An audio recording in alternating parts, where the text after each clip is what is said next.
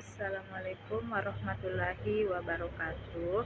Perkenalkan, saya Samsinar, mahasiswi semester 1 dari Prodi PIAUD STAI Al-Furqon Makassar.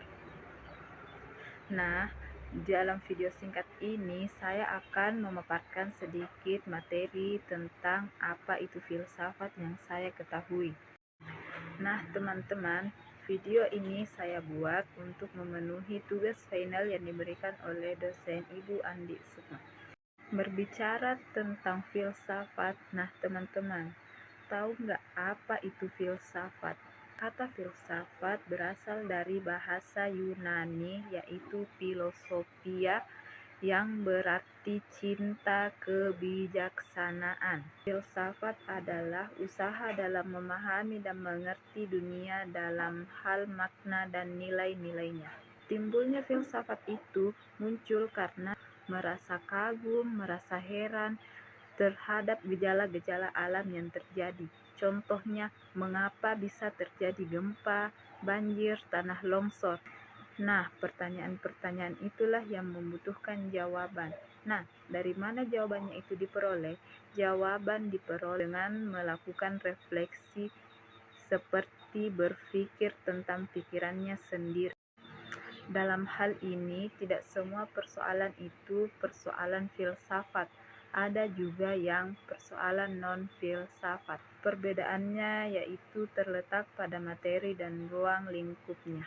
Ciri-ciri persoalan kefilsafatan itu ada 6. Yang pertama, bersifat sangat umum, yaitu adalah persoalan ini tidak bersangkutan dengan objek khusus, tetapi bersangkutan dengan ide-ide besar. Untuk ciri yang kedua itu, filsafat tidak menyangkut dengan fakta, atau dengan kata lain lebih bersifat spekulatif.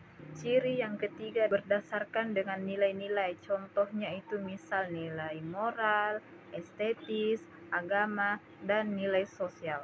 Untuk ciri yang keempat, filsafat bersifat kritis. Artinya, filsafat merupakan analisis secara kritis terhadap suatu objek, biasanya diterima begitu saja oleh ilmu tanpa pemeriksaan secara kritis. Untuk ciri yang kelima dari persoalan kefilsafatan, yaitu persoalan filsafat mencakup struktur kenyataan secara menyeluruh. Nah, untuk ciri terakhir dari persoalan kefilsafatan ini, cirinya adalah bersifat implikatif. Artinya, setelah kita temukan jawaban dari pertanyaan tersebut, maka timbul pertanyaan-pertanyaan baru dari jawaban. Nah, contoh dari filsafat itu ketika anak murid kita bertanya, "Ibu, kenapa bisa ada pelangi?" Jadi kita menjawab pelangi itu terjadi karena adanya pembiasan cahaya setelah hujan. Setelah kita jawab pertanyaan itu, pasti muncul lagi pertanyaan-pertanyaan baru. Nah, contohnya itu, "Ibu, dari mana warna-warna pelangi itu muncul? Dari mana pelangi itu muncul?"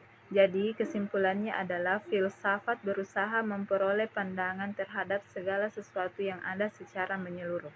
Manusia dengan hasil pemikiran filsafat dapat menentukan sikap atau pendirian yang sesuai dengan keyakinannya untuk selanjutnya dipakai untuk menanggapi atau memecahkan persoalan yang dihadapinya.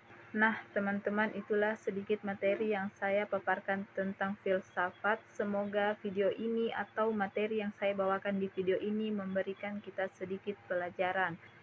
Nah, jadi saya mohon maaf jika ada kesalahan.